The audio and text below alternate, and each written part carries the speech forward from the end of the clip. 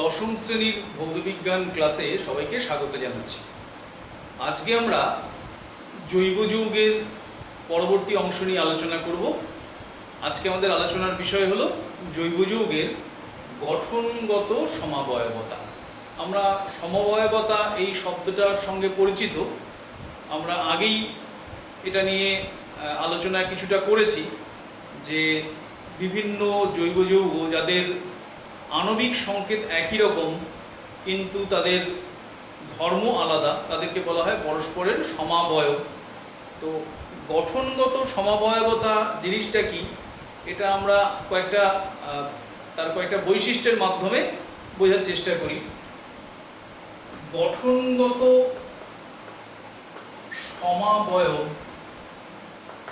যারা, তারা তাদের কি বৈশিষ্ট্য হচ্ছে, তাদের এক নম্বর হলো আণবিক সংকেত একই, দু নম্বর আণবিক গঠন ভিন্ন, তাই আণবিক সংকেত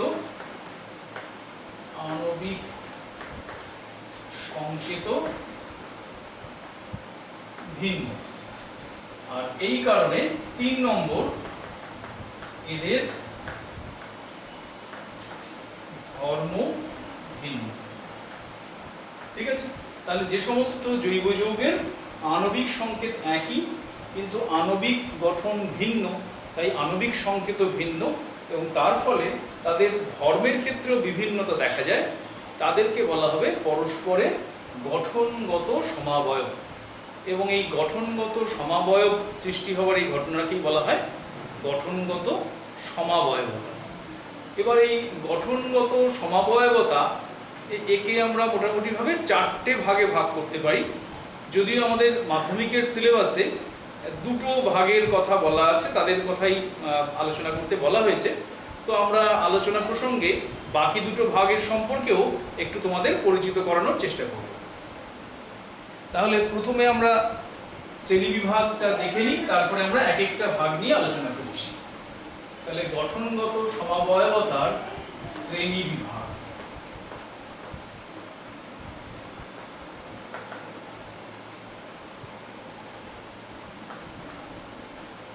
এক নম্বর হলো শৃঙ্খলগত সমাবয়বতা। 2 নম্বর হলো অবস্থানগত সমাবয়বতা। 3 নম্বর হলো কার্যকরী মূলকগত সমাবয়বতা। ঠিক আছে, আর 4 নম্বরে একটা বিশেষ শ্রেণী আছে, সেটাকে বলা হয় মেটামেরিজম। ঠিক আছে, তাহলে এই মোটামুটি ভাবে এই 4টে ভাগে ভাগ করতে পারি। এর মধ্যে প্রথম 3টে তো নাম শুনেই বোঝা যায় যে ব্যাপারটা কেমন হতে চলেছে। মেটামেরিজমের ব্যাপারটা একটুখানি বোঝাতে হবে। শৃঙ্খলগত সমাবয়ব মানে এক্ষেত্রে কার্বন শৃঙ্খলের গঠন আলাদা হবে। এই সমাবয়বগুলোর ক্ষেত্রে কার্বন শৃঙ্খলের গঠনগুলো ভিন্ন ভিন্ন টাইপের হবে। অবস্থানগত সমাবয়বতার মধ্যে আমরা জানি যে অনেক জৈব যৌগের মধ্যে কার্যকরী মূলক থাকে, অথবা সরল শৃঙ্খল যৌগের সাথে কিছু হাইড্রোজেন জায়গায় অন্য কোনো প্রতিস্থাপক ঢুকে পড়ে। তাহলে এই কার্যকরী মূলক বা প্রতিস্থাপকের অবস্থানের ভিন্নতা দেখা যাবে। ঠিক আছে, আর কার্যকরী মূলকগত সমাবয়বতা তো বুঝতেই পারছো যে এখানে বিভিন্ন সমাবয়বগুলোর মধ্যে কার্যকরী মূলক আলাদা হবে।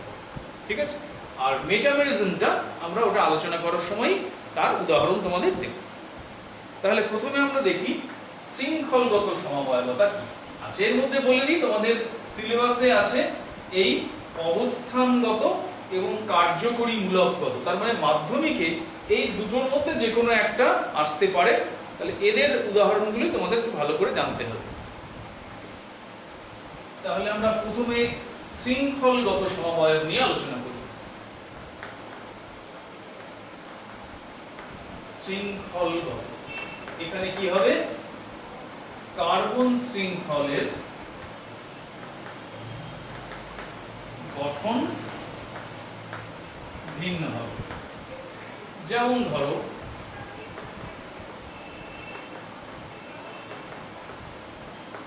এরকম 5টা কার্বন নিয়ে আমরা একটা সরল শৃঙ্খল অ্যালকেন লিখেছি। এদের নামকরণগুলো আমরা আইইউপিএসসি নামকরণ পড়ার সময় ভালো করে শিখব। এখন যেখানে যেখানে দরকার নামগুলো বলে যাচ্ছি, তাহলে ওটা নিয়ে খুব একটা চিন্তিত হয়ে না।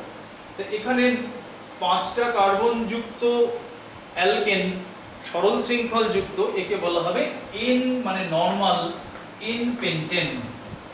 5টা আছে এই জন্য pentane. Methane, ethane, propane, butane অবধি পড়েছো। 5টা কার্বন থাকলে সেই অ্যালকেনটাকে বলা হয় পেন্টেন। আর এটা যেহেতু সরল শৃঙ্খল যুক্ত তাই নরমাল পেন্টেন বা এন পেন্টেন। এবার দেখো এই যে যৌগটা, এখানেও দেখো একই সংখ্যক কার্বন এবং হাইড্রোজেন আছে। কটা কার্বন আছে?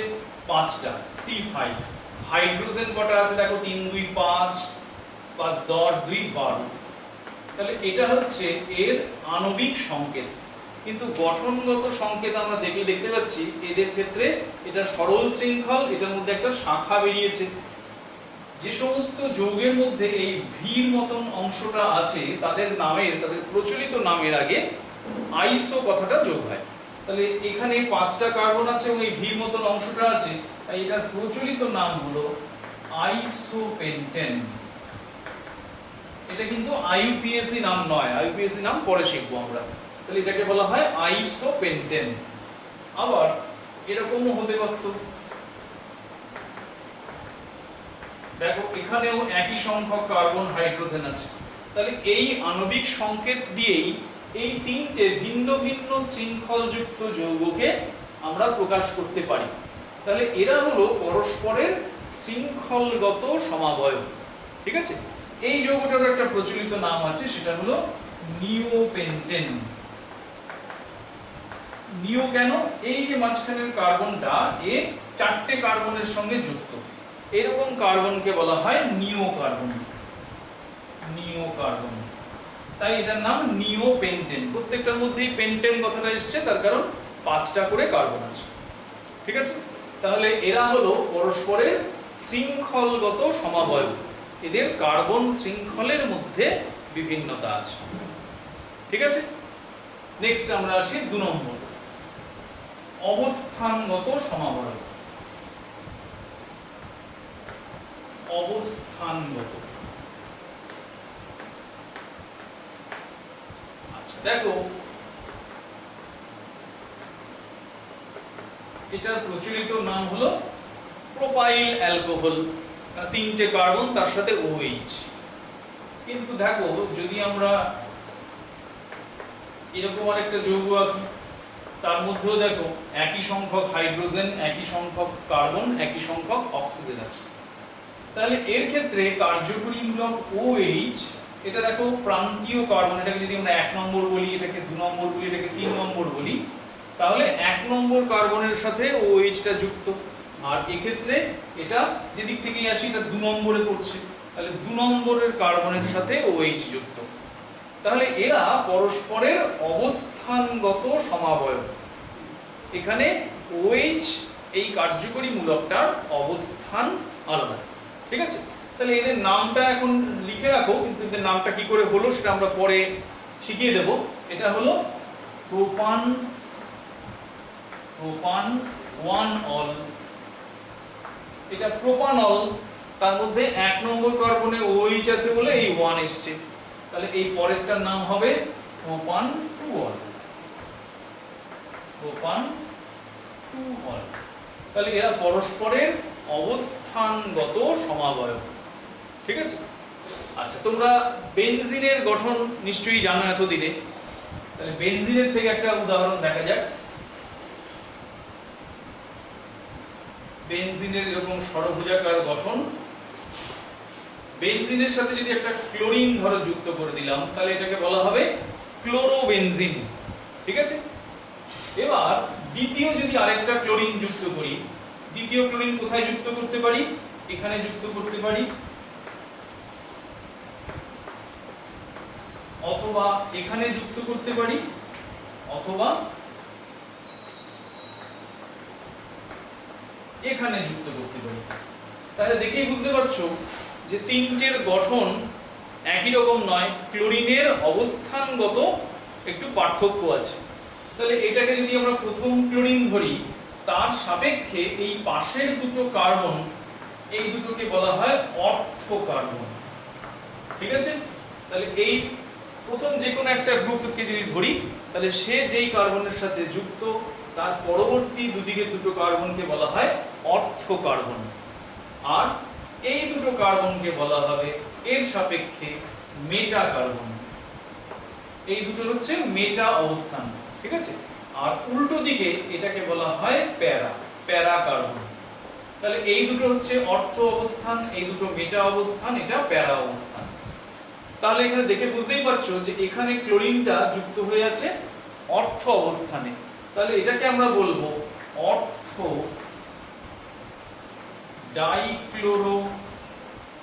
ডাইক্লোরোবেনজিন, অর্থ ডাইক্লোরোবেনজিন একসাথে। তাহলে এটাকে কি বলবো? মেটা ডাইক্লোরোবেনজিন। এটাকে বলবো প্যারা ডাইক্লোরোবেনজিন। ডাইক্লোরো কেন? দুটো ক্লোরিন আছে।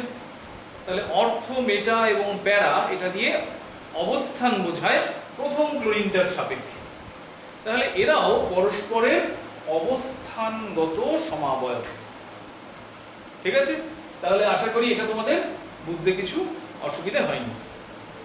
এবার চলো আমরা দেখি কার্যকরী মূলকগত সমাবয়বের উদাহরণ।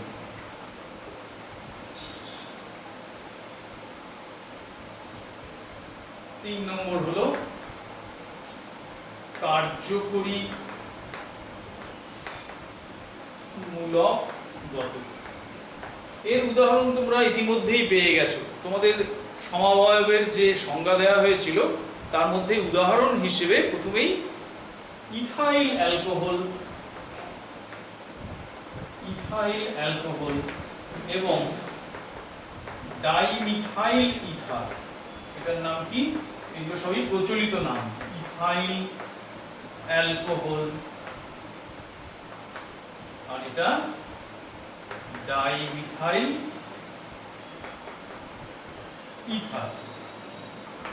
এই দুটোর ক্ষেত্রেই দেখো কার্বন, হাইড্রোজেন, অক্সিজেন একই সংখ্যায় আছে, তার মানে এদের আণবিক সংকেত একই হবে, কিন্তু এদের কার্যকরী মূলক এটাই আছে OH মানে অ্যালকোহল, আর এটা O মানে ইথার। তাহলে এদের কার্যকরী মূলক আলাদা। তাহলে একই রকম ভাবে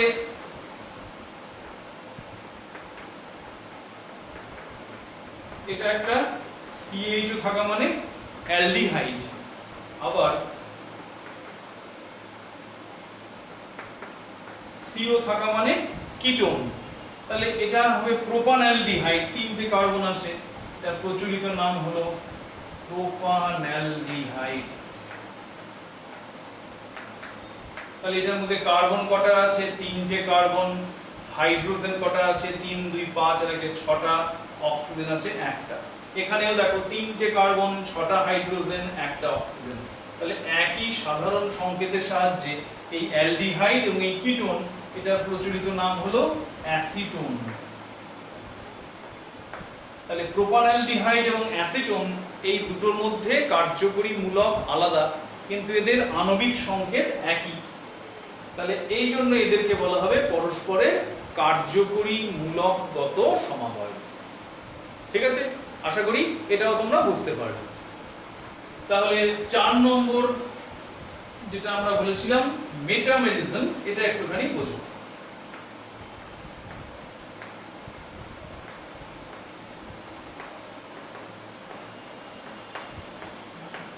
দেখো, মেটামেরিজমের শর্ত হলো কার্যকরী মূলকটার যোজ্যতা অন্ততপক্ষে 2 হতে হবে, 2 বা তার বেশি। তাহলে শর্ত কি বললাম? কার্যকরী মূলকের যোজ্যতা greater than equal to 2। তাহলে এরকম যেখানে যেখানে আছে সেখানেই মেটামরিজম দেখা যাবে। যেমন ধরো ইথারের অক্সিজেন কার্যকরী মূলক, তার যোজ্যতা 2। এবার এর দুদিকে দুটো অ্যালকিল মূলক লাগিয়ে দিলে এটা ইথার হয়ে যাবে। তাহলে এই একটা যৌগ, দ্বিতীয় আর একটা দেখো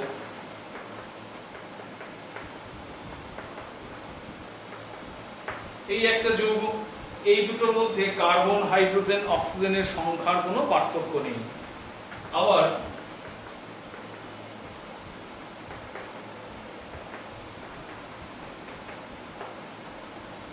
এর ক্ষেত্রেও তাই, এদের তিনটেরই কার্বন হাইড্রোজেন অক্সিজেন সংখ্যা একই আছে। পার্থক্য কি আছে? এই কার্যকরী মূলকের দুদিকে এই অ্যালকিল মূলকের মধ্যে কার্বন সংখ্যার পার্থক্য আছে। তাহলে এই রকম ধরনের সমাবয়বকে বলা হবে পরস্পরের মেটামার।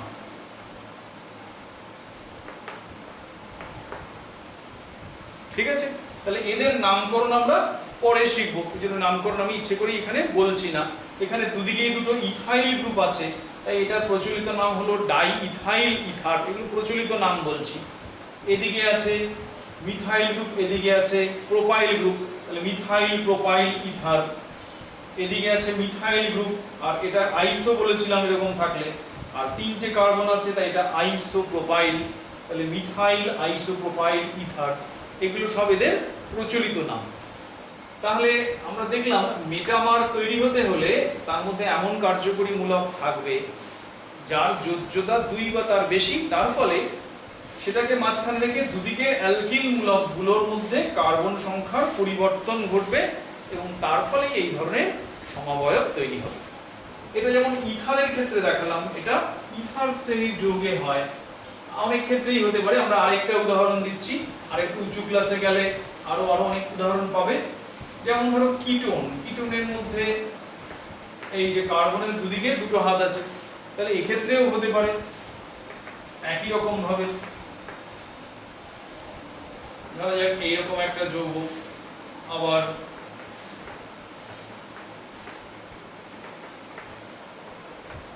এইরকম একটা যৌগ, আবার